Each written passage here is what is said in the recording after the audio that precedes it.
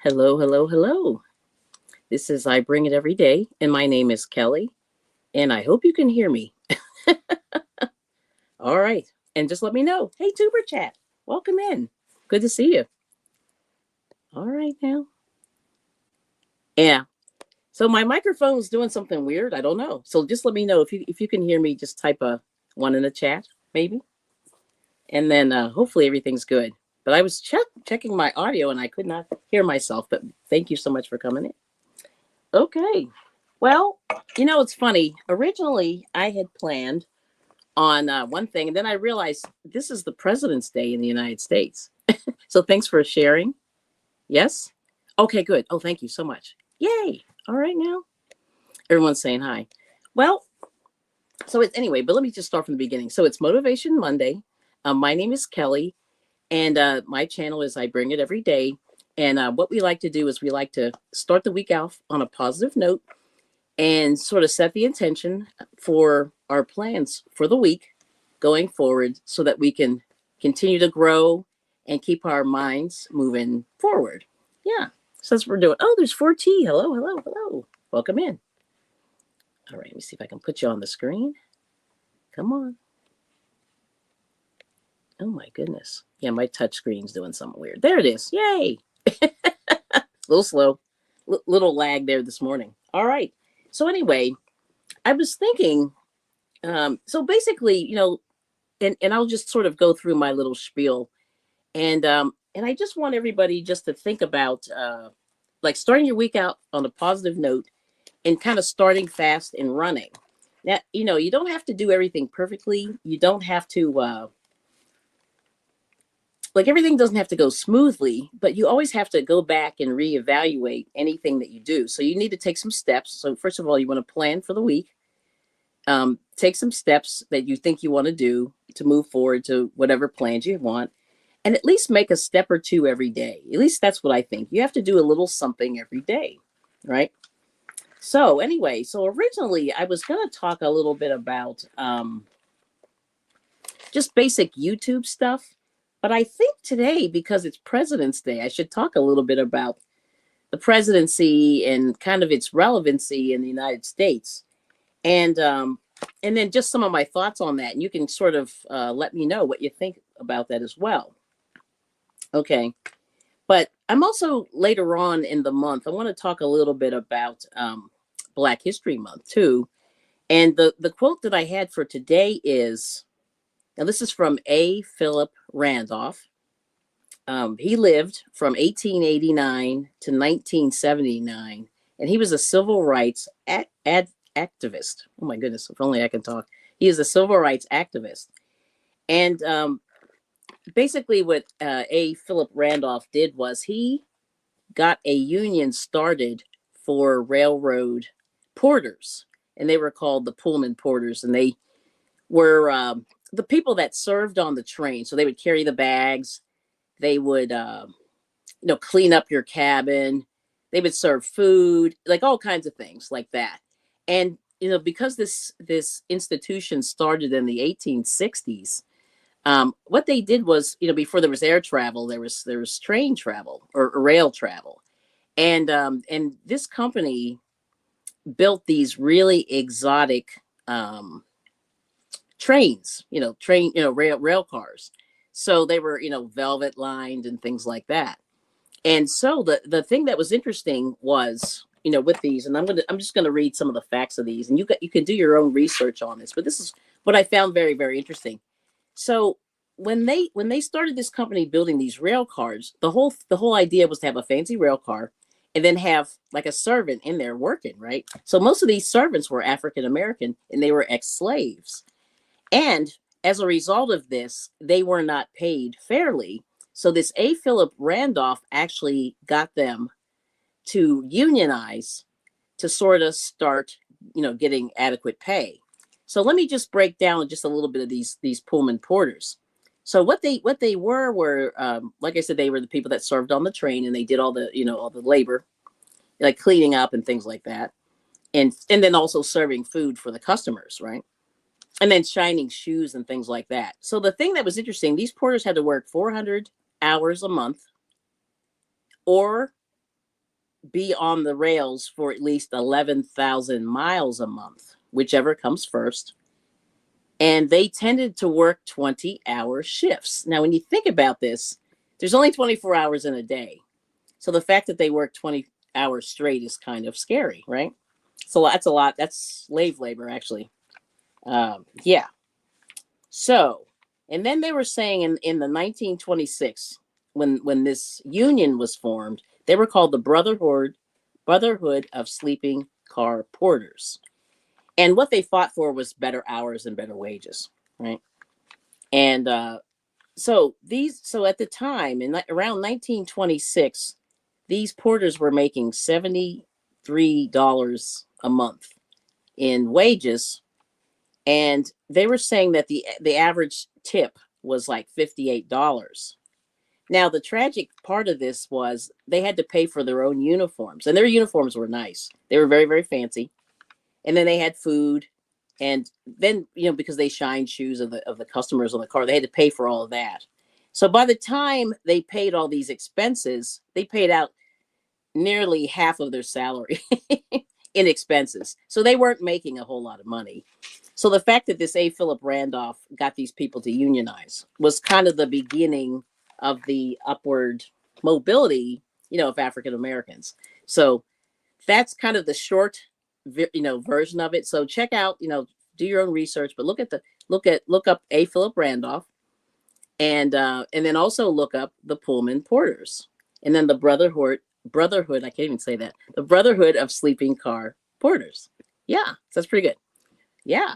So anyway, so that's kind of the start of what I was really thinking about this morning, just to kind of give you a little Black history. But the other thing is, because it's President's Day, I kind of said to myself, what the heck is the president supposed to do? Like, for real, because we all took government back in the day. And, and I kind of went back and I said, all right, well, let's take a look. So I'm looking in the, basically what is this called? This is a little copy of the Constitution, and it's sort of a booklet that you can buy in several stores. And right now, a lot of people are reading the Constitution and just kind of revisiting government, because there's been like a little bit of turmoil in the U.S. government. And I'm not going to get into the political aspect of that, but people know what's happening, right? So this is the Article 2 of the Constitution. So this is basically what they say the president's supposed to do. So there's 3 branches of government, and the president is the executive, and there's the judicial and the legislative. The judicial is the Supreme Court, and the legislative is the Congress and the Senate, right? They pass laws, okay, and then the executive person signs off. So that's the president, right? Okay. Now, the president can also veto and other things like that. But anyway, so in the Constitution, it says the executive power is vested in the president of the United States of America. And they say he shall hold the term of office for 4 years, and together with the vice president chosen for the same term, be elected. And they're saying each state shall appoint, number of electors. So this is based on Congress, right? And let's see, I'm going to jump forward. Let me just look at the powers of the president. So they say that, they mentioned that the president should get, compensation for his services, and it should never be increased or decreased during the term, right? And then he's going to take an oath of affirmation. And what he says when he goes into office is, I solemnly swear or affirm that I will faithfully execute the office of President of the United States, and will, to the best of my ability, preserve, protect, and defend the Constitution of the United States. Pretty cool, right? All right. And they put their hand on the Bible, although some of our presidents have not done that. But most of the presidents have put their hand on the Bible, I think it's right hand down on the Bible, left hand up while they're doing the oath. Okay. And then the president is called the commander-in-chief of the Army and Navy of the United States and the militia of several states when called into actual service of the United States. Okay. Now let's see. So the president has the power to make treaties on the advice and consent of the Senate, provided that 2/3 of the senators concur.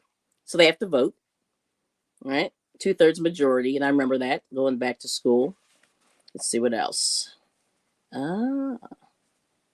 Oh, and the president can actually backfill any vacancies that happens in the Senate. Okay, I didn't know that. I don't recall that anyway. Let's see.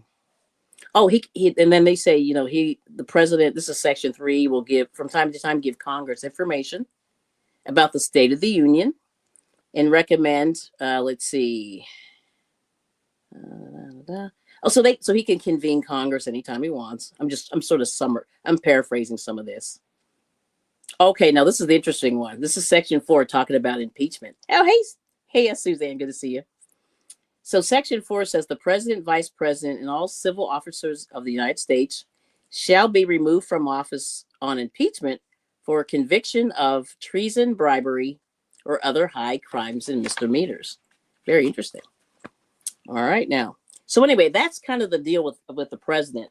So the thing is, when you think about the president, let's see, we're up to number 47 right now. Yeah, we're up to number 47. We've had 2 presidents that have had 2 terms that were non-consecutive. And can anybody tell me who the first one was, or any of them who've had 2 terms that were not consecutive? Because I just want to see if anybody knows this stuff, because it's kind of interesting. Let's see if anybody knows. Oh, thank you. Yes, Suzanne. I figured I'd try it one time. Yes. So so the 2 presidents that have had 2 non-consecutive terms were Grover Cleveland and Donald Trump. And you see, Grover Cleveland was way back. Yeah, way back. So the thing is, and then Franklin Roosevelt had 4 terms. And the reason why in the amendment, to the Constitution, what they did was they limited the term of the president because Franklin Delano Roosevelt had 4 terms, which is a long time. That's a long time. And if you look at him at the beginning of his term, and then at the end of that 4th term, well, I think he died in the 4th term. He looked terrible. Like, he really aged. I mean, most of the presidents do age throughout the terms because it's a very, very stressful job. And but Roosevelt had a lot of health issues and things like that. Oh, okay. Oh, no problem, 4T. Listen, I'm going to take a little pause there, but yeah, thanks for coming in. I know you're working hard, so we want you to go, like, do the best you can in school. So don't worry, don't cry. But good for you, and thanks for coming in, because I know for you it's a little bit harder. Yes, but you had to ask Alexa. Oh, hey, Jersey Love Steph. Hello, good to see you. Yes. So those are certain things that have happened. Oh, and you're learning more about America. Okay. Yeah. So it's interesting. Like I said, I took government. I'm feeling old now, but it's been so long, and I wasn't that interested in it at the well, no, that's not true. It wasn't like it wasn't the highest interest of some of the stuff that I studied. I was more into like science and medicine and stuff like that. So that was my my goal. I was really like focused, like hyper focused into that stuff. But this is the thing that's very interesting, and I don't think people realize, like a lot of the stuff about the presidents, and I have to go and pull up that list, or if anybody feels like Googling, there have been a lot of presidents that have been removed from office, in an artificial means. I'll just put it that way. And it's really interesting that there's been a lot of violence around the office of the president. And I never really put it all, today. Yep. Yes. Okay. Happy President's Day. Yes. Thank you. Yep. Oh, our Constitution was based on the Bible. All right now. Yeah. So anyway, I'm reading this other book, and this book is by her name is Kathleen Sears, like the store. And this is called A Crash Course in Government. It's called American Government 101. And I'm going to read you just a couple of things that she talked about, with the president. Now the way, this is, I kind of agree with a lot of what she says here. But she says the American president is the most powerful person in the world. And she says the U.S. presidency is arguably the most powerful office in the world and the most coveted job in America. Now, what do you think of that? Yes. Um, yeah. About the two presidents. Yeah, so it was Grover Cleveland, and Donald Trump had two non-successive terms, which is interesting. Yeah, that never happened before. And let's see. Yeah, so they say, although the Constitution established Congress as the first branch of government, the presidency has supplanted it as its focal point in our system over the course of 200 years. And they say that the presidency and the vice presidency are the only nationally elected offices, which means the president enjoys a mandate unlike any other in American politics. Now, it is only term limited position amongst the three branches of government, which is true. Because, like I said, Roosevelt had 4 terms. And they really, I think at the time that he came in, it was like around the Great Depression, he came up with all those programs, that we talk about today. So, like, I'm trying to think, Social Security, which is a big one, the Tennessee Valley Authority. There's others. I mean, but he kind of got America sort of working. He did a lot of those, I forget what they call it now. Infrastructure. Yeah, infrastructure works where they were building roads and things like that to kind of get the economy moving. And it actually got, America sort of moving again after the Great Depression, right? Okay. Yes. Now let's see. Now they say, okay, now this is it. Now this is where I'm heading with this. Oh, hey, Shatika, good morning. So the person who occupies the White House is more than just the commander in chief, chief executive, chief legislator, chief diplomat, and head of state. The president represents America abroad and the aspirations of Americans at home. So, yeah. So I think that is really one of the big things that I don't think people really think about it. Like the president isn't just, I mean, he does work, in the U.S., but when they go out amongst, the world leaders and things like that, everything they do or say is under scrutiny, and it represents the United States. So that's kind of one of the things that this lady's saying here. And let's see. Yes, and she says we place our trust in them and hope that it is rewarded. So, and they said whether we voted for the president or not, we expect him to be president of all people. And I think that is an interesting, view on the presidency, and that's kind of the way I've always thought of it as well. Yeah. So pretty cool, right? So anyway, so that's some of the things that I like to people to think about. It's not just in the U.S. It's abroad, and what you do. It's the world stage, and people are watching, right? Yes. So anyway, so good morning to Shatika. Yes. Oh, and then Forti saying we only have one prime minister that have 2 non-consecutive terms. Yeah, that's hard to do. It really is. It's hard to get. First of all, it's hard to get elected president, and it's hard to get reelected. Like it really is. That's not easy. That's if when that happens, that's pretty serious. Let me see if I can find this other thing. I just wanted to find. Let me see if I can do this other thing here. But anyway, I just sort of wanted to put this in your mind, in your minds, and just kind of think about like this is what the president does. Now, the other thing is, like there's see the whole thing is I think there's a lot that goes on, in the presidency that we don't know. You know what I mean? That there's a lot of secrets. So I don't know if you guys heard about the Presidential Book of Secrets.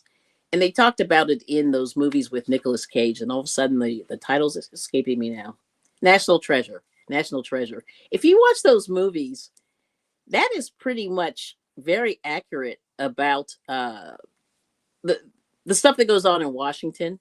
And for example, they said that he had to borrow the president's book of secrets, which allegedly only the presidents can see it.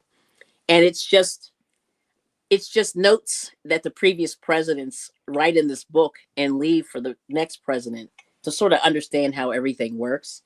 And it was very, very interesting that I had no idea that that existed until I saw that movie. And I forget how long National Treasure's been out. It's been a while. Yeah, but that was pretty cool. So anyway, but let's see. Right now, is this the 40? Is he number 48? He might be 48. Yeah, I lost track now. See, I used to sort of keep tabs on this stuff. I don't. I don't anymore. But here's the interesting thing about President's Day. So apparently there's a few states that don't celebrate it. So it's Delaware, Florida, Georgia, Iowa, Kansas, Kentucky, Louisiana, North Carolina, Rhode Island, and Wisconsin. And apparently Indiana celebrates it December 24th, which is an odd day. Yes. Yeah. So interesting.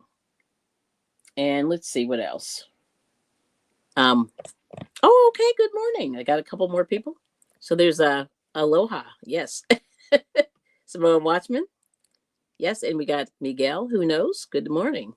So anyway, so I was talking a little bit about the presidents. And anyway, so I want to see if you guys know anything about the presidents. Like who's your favorite president? If you don't mind sharing. Like I talked a little bit about Jimmy Carter a couple of weeks ago. And he's one of those presidents, I think, that and I'll say this again, I kind of had a little respect for him because he was a farmer. And, we talked about that before, but his parents were peanut farmers. I think his mother was a nurse. His father was a peanut farmer. His mother was a nurse. And he actually worked the farm, for many years. So doing that is just a huge thing. You know what I mean? I've never done farm work, but I live amongst farmers and I kind of see it sort of up close, but not really. But, the hours they put in and stuff like that. But, he sort of put himself, he got himself through college, majored in physics. So this is just going off the top of my head, which physics is not an easy degree, at least in my opinion.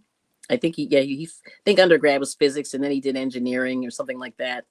And, and then he just kind of went into service. So he was also a spiritual man. So he, was a church man, went to church every Sunday, taught Sunday school for many, many years. Even when he was elected, when he was elected president, I think he did go back periodically and sort of teach Sunday school. But then after he left office, because he was a one-term president, he went back and started teaching Sunday school again. And, he was a family man. It seemed like, if you watched, his funeral was televised because he was 100. I think he was, he did turn 100. He turned 100 and his whole family came out. It was a really big deal when they did this state funeral and everything. And, he was married to his wife for, I forget how many years. It was a long time, it was probably close to 70 years. He was in love with her, respected her. It was all good. I loved all that. And then he worked, pretty extensively with Habitat for Humanity, which is one of my favorite charities because it sort of gives low income people housing and home ownership actually. And they actually have to do sweat equity, which means they actually have to work on the house and they rehab, and they find rundown houses and they rehab them and people volunteer. And they also give materials and paint and nails and stuff like that. So it's pretty cool. So anyway, so I kind of was digging Jimmy Carter for that. But then the last thing that I liked about him was that when he left office, because he left office, he was pretty young. He had to do something with himself for all those years, right? And he ended up trying to be a diplomat, and he received the Nobel Peace Prize. He went through all these things. So he did a lot, kind of in his post presidency that he wasn't able to do during his presidency. So anyway, so that's kind of that's one of my favorite ones. And the one that actually cracked me up the most was, the one that's really interesting too is George W. Bush. And the thing that I noticed about him was I always thought that he was, maybe this was a little over his head, the office, but he came from a pretty strong bloodline and, strong education and things like that.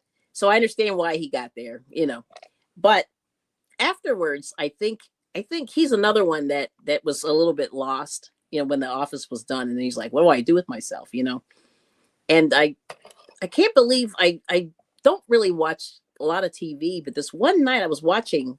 This was when the Tonight Show, when Jay Leno was still on there. It was close to the end of his thing, and George W. Bush came on there, and and then Jay Leno was interviewing, and you could just clearly see that Jay Leno was not feeling him. You know what I mean? He was just like, he was kind of making fun of him the whole time.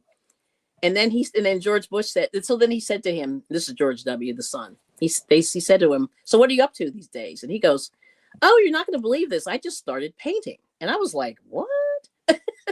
And he brought out about, well, I don't know if he physically brought out these paintings, or if he had photos of the paintings. They did like a slideshow or whatever. And he actually, like, I could tell, like, he turned into like this crazy artist, not crazy in a bad way, but just obsessed. Like, you could tell he had like a positive obsession to art, and it really like took over his life. And he has a gallery and just hundreds and hundreds and hundreds of paintings, and they're actually not that bad, at least in my opinion. And the kicker of this whole thing was, Jay Leno's like giving him, he's ribbing him the whole time, and then he says, oh yeah, and he goes, oh, I have a present for you. And he goes behind the curtain and he pulls out a painting of Jay Leno. And Jay Leno's mouth fell on the floor, and he almost started crying. It was amazing. And I was like, I was even there, like, in my living room, just going, what? So anyway, so George W. Bush was kind of interesting. I was never like a fan of his, but then I said, wow, his little artistic flair that came out was kind of cool. So anyway, that's just an example. But anyway, there's things like that, that people were into, and so anyway, so as like a lot of these presidents, the other thing, and I don't have the research on this that I thought was very interesting, but back around 2000, there was a little girl that came onto CBS News. I want to say their morning show, everybody they call it. But she came on there, and she did a report on the presidents. And at that time, I think Obama was in office. Was he in office? No. Yes. No, maybe it was later than that. Had to be later than that. But it was right after Obama got into office. I forget what year that was. Well, anyway, she comes on there, and she has like one of those I call them elementary boards, where the kids bring the board in, and she unfolds it, and she's got the pictures of the presidents and all the names written down. And then she realized, so this little, I think she was 10 or maybe 12-year-old little girl, and she comes in and she says she found out that at that time, I think it was something like 95% of the presidents were related, not only to each other, but also related to the Queen of England at the time. She was still alive. And I remember kind of like, doing this, you just go, really? But anyway, that's what she found at that time. Yeah, she found that all, like, I think at that time, there were maybe 4 or 5 presidents that she found out that were not related to each other and the Queen of England. And then I said, wow, that really is interesting. So if you Google it, there's a little girl that did a history lesson, and she did some genealogy of all the presidents.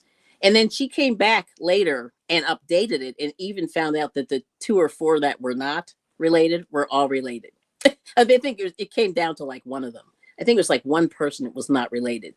And the thing that was interesting for me as an African person or whatever in the United States was that Barack Obama is related to the Bushes. And he's related, so therefore, and they're related to the Queen of England. So therefore, he is related to the Queen of England. So there is no surprise, like, who becomes president in the United States of America, in my opinion, because there is some bloodline, associated with that. So look that up, but it was definitely CBS News. It was very interesting. And I still I saw that story. It's probably been 15 years. I don't even know how long it was, but it was definitely when Obama had done his first term. And and she found out that he was related also. So very interesting. I don't know what you guys think about that, but I thought that was pretty interesting. Yes. So I don't know. Can I be a president of? Well, it's too late for me, but could I be president of the United States? I don't think so. If it's based on this bloodline thing, because I'm not related to any of those people, right? But anyway, just some thoughts. All right. So anyway, so good morning, Debbie. Let's see if I can put you there. Yes. Good morning. Yeah. Yeah. Go check it out, Suzanne. It's crazy. I just can't show it because it's not my information. You know what I mean?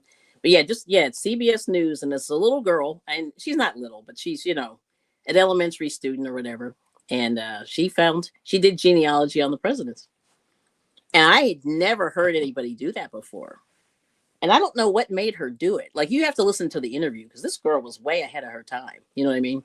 But that's what she did. Yeah. Oh no, Samoan Watchman. Yeah, there's that. But isn't that weird that they're related to the Queen or to the family, to the royal family of England? So then I wondered to myself, are we still under England's power? Maybe not. But it's interesting, right? Yes. So let's see what else. So yeah, there's that. I'm trying to think here. So I'll just talk a little bit. So the other thing is the first lady. The first lady is the spouse of the president so far. It's been all women. And that office, I won't say office, but by default, they end up being in office as well. And everything they do is kind of on the world stage as well, right? And so yeah, it's kind of interesting. So when you think about it, like the wife, even though she's not the one who ran for office, has to sort of deal with all of the backlash and all the stuff that comes with it. Yeah. So, that's why I don't know if you've noticed, but a lot of the people, a lot of the spouses, not a lot, but I think a lot of the spouses maybe suffered a little bit because of being the wife of the president. You know what I mean? So it's interesting. It's just things like that. Like I never really thought about it. And and if you think back, you've heard stories about some of them have had, issues and things like that, public issues, so it's interesting, right? But let's see. So now this is also interesting. So remember John Adams and John Quincy Adams were father and son. So John Adams was the second president. John Quincy Adams was I'm gonna have to count. They don't have the numbers here. Let's see, hold on. 1, 2, 3, 4, 5, 6. Sixth president. Yeah. So John Adams was the second president, and John Quincy Adams was the sixth president. So father and son. And then we talk about the Bushes. Let's see, what year was George Herbert Walker Bush? Was let's see, I forget what number. 43. Let me see if it tells me here. Yeah, it's sad. I'm on the White House website, so they're gonna be looking at me. Yes. But anyway, yeah, so he's the 41. So that's right. 41 and 43. Yes. So George Herbert Walker Bush was number 41. Yes. And then, yep, George W. Bush was number 43. Yep. Interesting. That's weird. They were so close. Yeah, very, very closely elected. Yes. So anyway, there's that. All right. Yes. Yeah, and that just goes to show you, yeah. Yeah, isn't that interesting? Mm-hmm.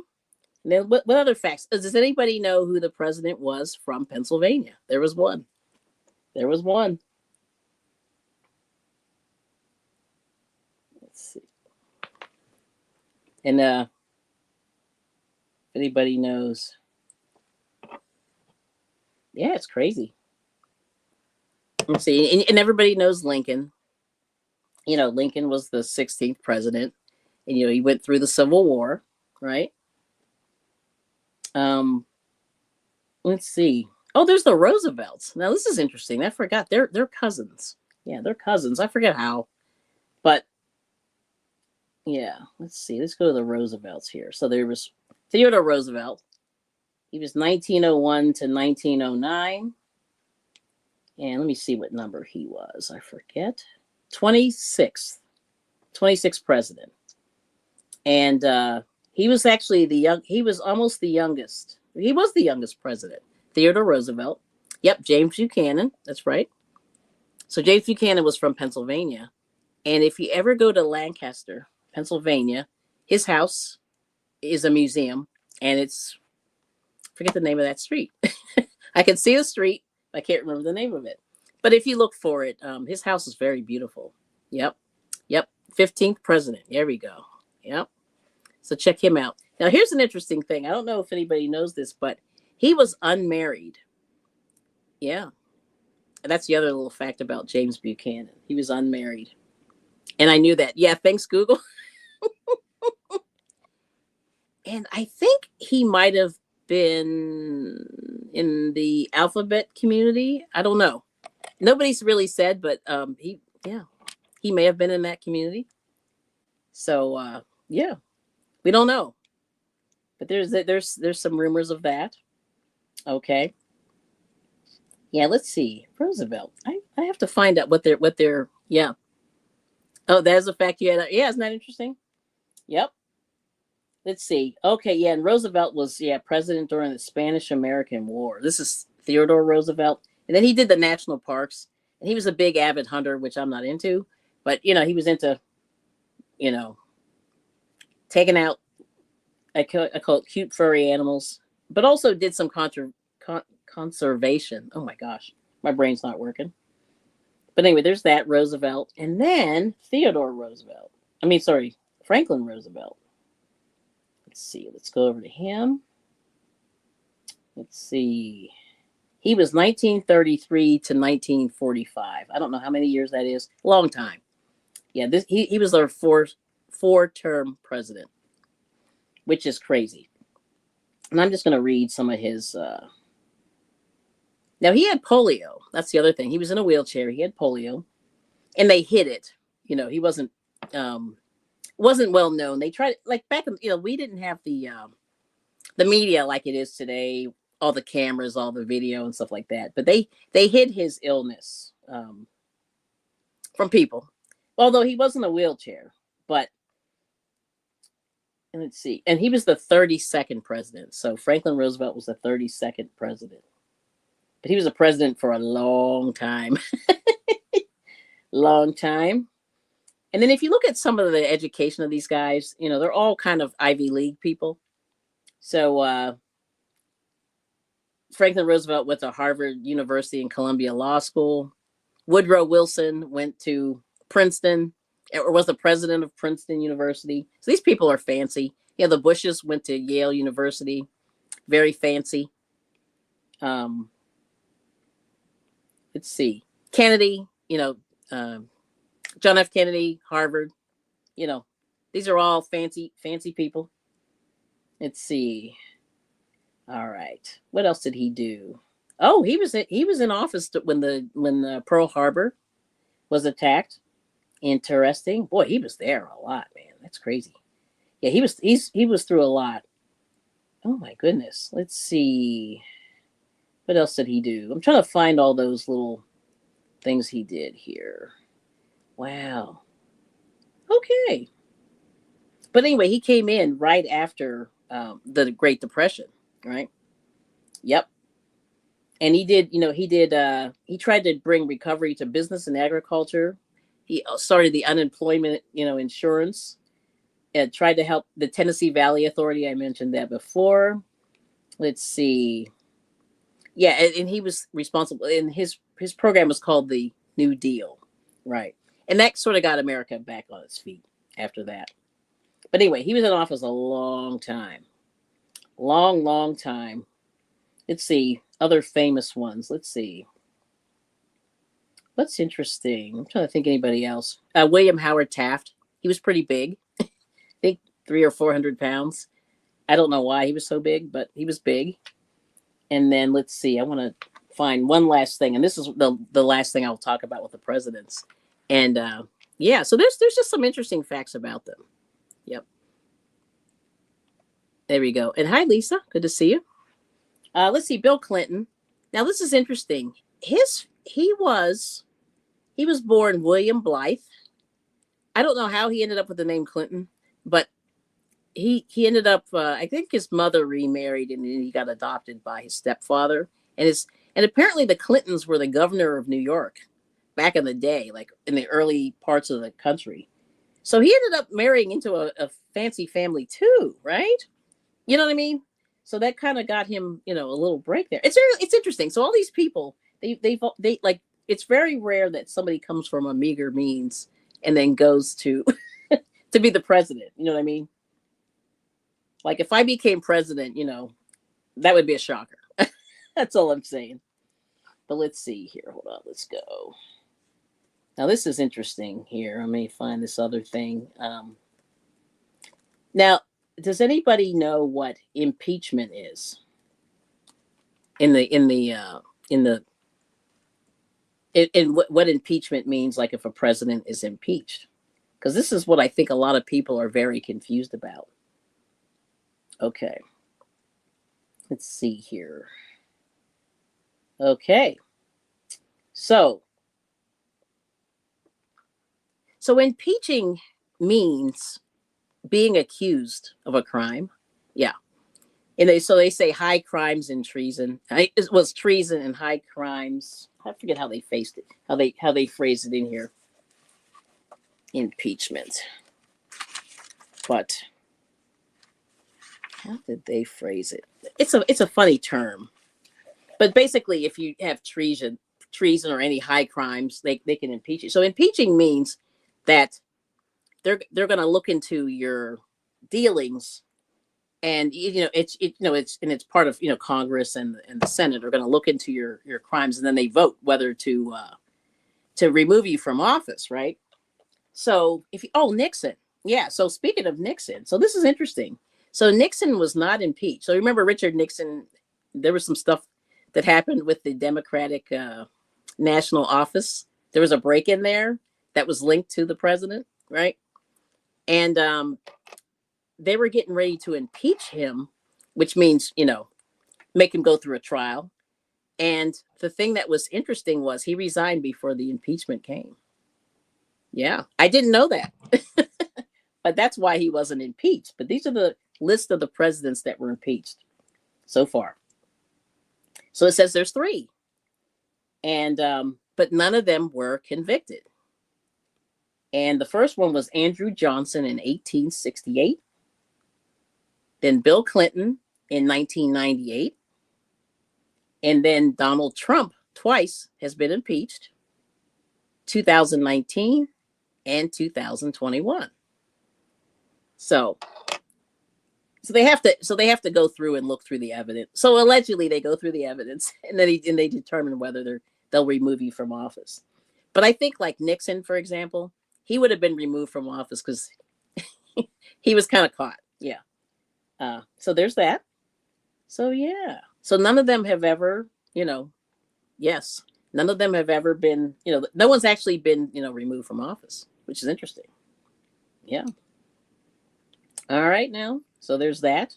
So that's something that, like I said, a lot of people in the United States don't understand, that it doesn't mean you're being removed from office. It's just meaning that you're being accused of a crime.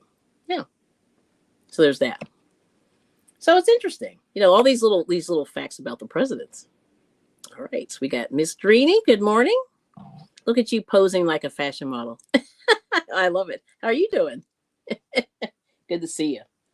So, but I'm trying to think. I think those are all the facts that like blew my mind. Just like I kind of saw through. And but anyway, but the thing about it is,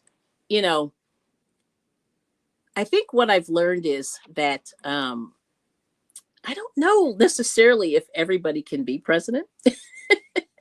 And so, so ideally, so I'm not trying to like demotivate people, but I would say, you know, if you really care about, your country and in your politics, I really think if you can sort of get yourself in and make sure that if there's something that you see that doesn't agree with, what your beliefs and things like that, like you really have to speak out on it and run, and that not run. Well, actually, you could run for public office if you really wanted to, and I think that's something that I never had an interest in doing personally.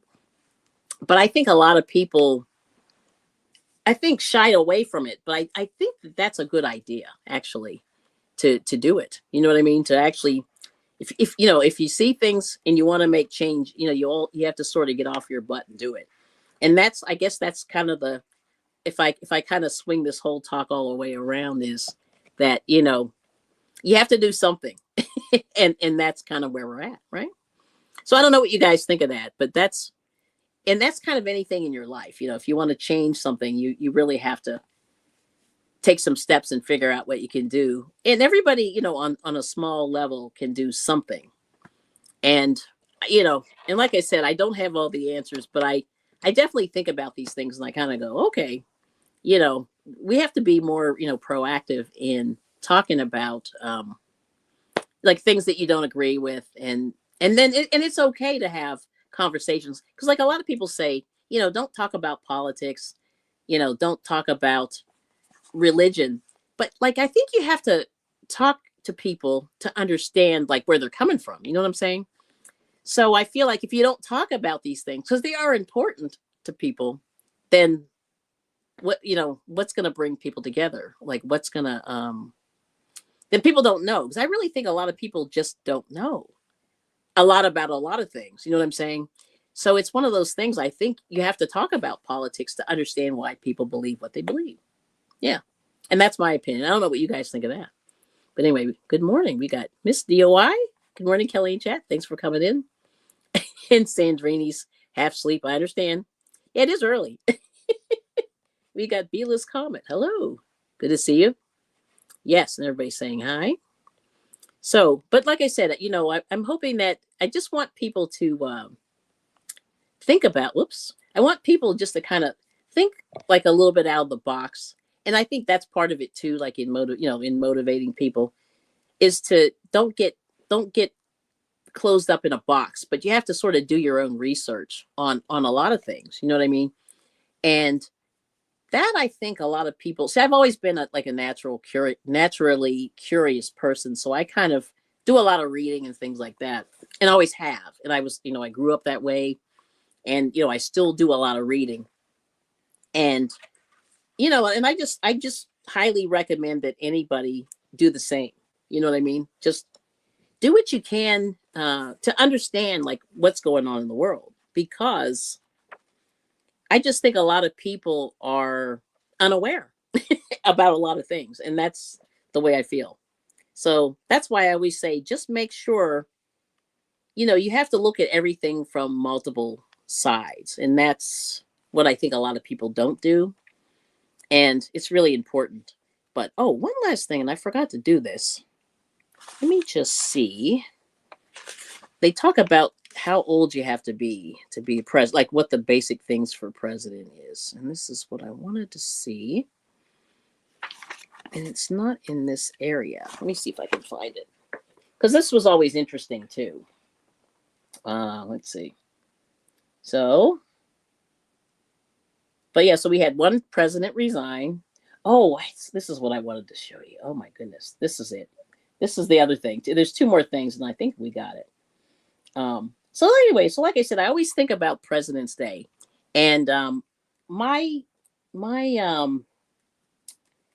let's see, my sister used to play. There used to be these things, these academic games, and I wish I could get a copy of. I don't know if they have them anymore, but what it was to learn these facts about the presidents.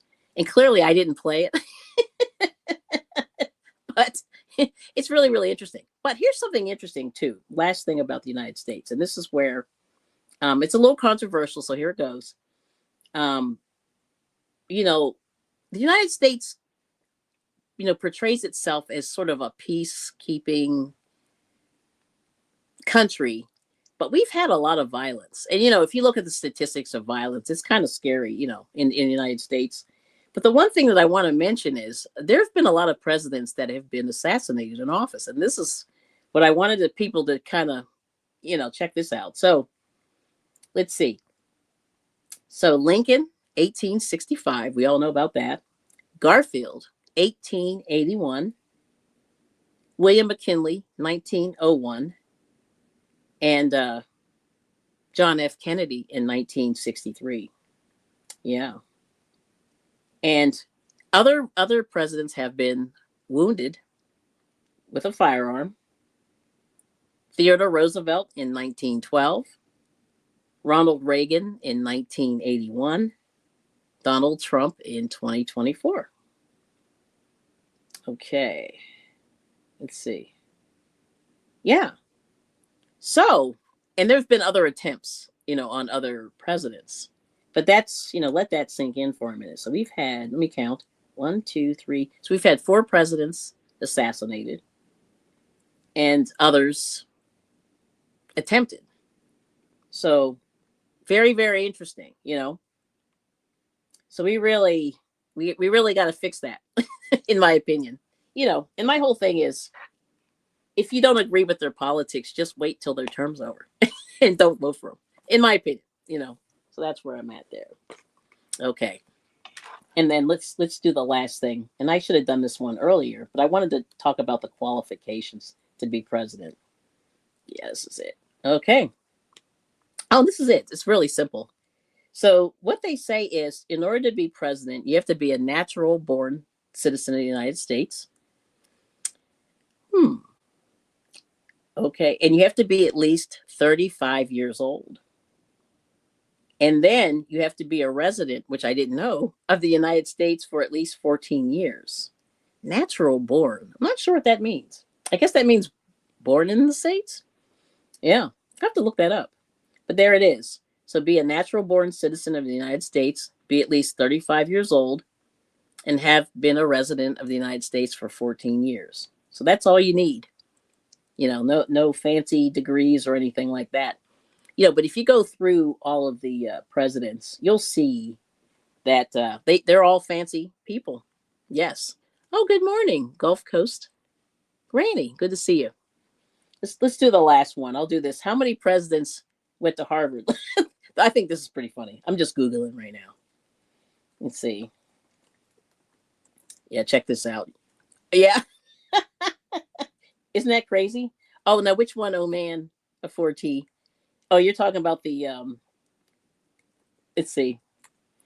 I want to see which one you meant. Okay, here we go. Here's Harvard. Okay. Yeah, there's a lot. Actually, there's not as many as I thought. Oh, no, there are a lot. Yeah. Okay, ready?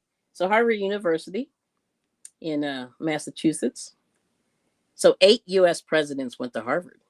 No, not all of them, but close. Yeah, 8. Only 8. 8 out of like 48. Whatever that. Do the math on that. I don't know what that is. But here it is. So John Quincy Adams, Theodore Roosevelt, Franklin Roosevelt. Oh, okay. Yes. Okay, so those are the ones that went undergrad. And then Rutherford B. Hayes and Barack Obama went to Harvard Law School. And I forgot about the law school. Yeah. Okay. And then George W. Bush went to Harvard Business School, which is, on the master's side. Yeah. Fancy. Okay. So there's that. Yeah, all these Harvard. Now let's see. Who went to Yale? Let's just go through all. So anyway, here's Yale. So William Howard Taft went to Yale. Gerald Ford went to Yale Law School. George H.W. Bush went to Yale undergrad. Well, actually, both Bushes. George H.W. Bush and George W. Bush both went to Yale undergrad. And, George W. Bush was a cheerleader. They have pictures of him with a megaphone. I'm like, wow, that's crazy. But anyway, there's that. Check it out. You can Google that one. So, sorry, let me go back. So Yale. So William Howard Taft, Gerald Ford Law School, the 2 Bushes, Clinton went to Harvard. Yale Law. Oh my God. Let me start again. So William Howard Taft, Gerald Ford went to law school at Yale. The two Bushes went to Yale undergrad, and then Bill Clinton went to Yale Law School. That's it. Yes. So, and also William Howard Taft was a Chief Justice of the Supreme Court. Um, yeah. Wow, that's crazy. Oh my goodness. So yeah, this guy, President and Chief Justice of the Supreme Court. Now go for that. Now think about that for a minute, right? Busy. All right now. So that's it. So there you go. So Harvard and Yale are the schools that have fed the presidency, right? So interesting, right? Okay. All of them. I like that. Yeah. So that's kind of I just wanted to talk a little bit about the presidency. And like I said, the importance of it is that, the president's on the world stage. Everything they say and do is being seen by the world. It's not just the United States, but other countries. And so what you do, they're going to take a look, and everything reflects back, on the president. Believe it or not. I mean, that's kind of the deal. So, but that being said, let's see. I've been on 57 minutes. I didn't think I'd be on this long. So anyway, I don't know if this helped you guys, just sort of give you just a little view of just a little bit about the presidency, in part of what the president does. I mean, it's really simple, but like I said, on a larger world stage, the president is highly visible. Yeah, highly visible. And I spent some time living in DC. I didn't really get into the politics of it all, and I kind of wish I had, because I really didn't learn a whole lot. But the last thing I will tell you is I met a couple of the Supreme Court justices, because my husband was in the military, and they let the military people, when the veterans, when they get out of the service, they usually let them come and visit, like the White House and Supreme Court and some of the other things in town, like kind of in a VIP level, which is pretty cool, because you get to spend time in there, and you kind of get to see some of the backdoor stuff that you don't normally see, on TV. And um, oh, I'm sorry, I'm just yes, Gulf Coast Granny, I love it. You really have to have some degree of narcissism to want to be president. Well, I believe that. Well, yeah, that's pretty serious. I mean, I don't know. See, it's weird. I think some of the people, not all of them, but I think some of them really wanted to help or just serve. Like, I think there's some people, not all of them, but I think a few of them wanted to serve. And excuse me, I think of Jimmy Carter. Like, I kind of got the sense he was trying to serve, and it didn't work out maybe in his favor.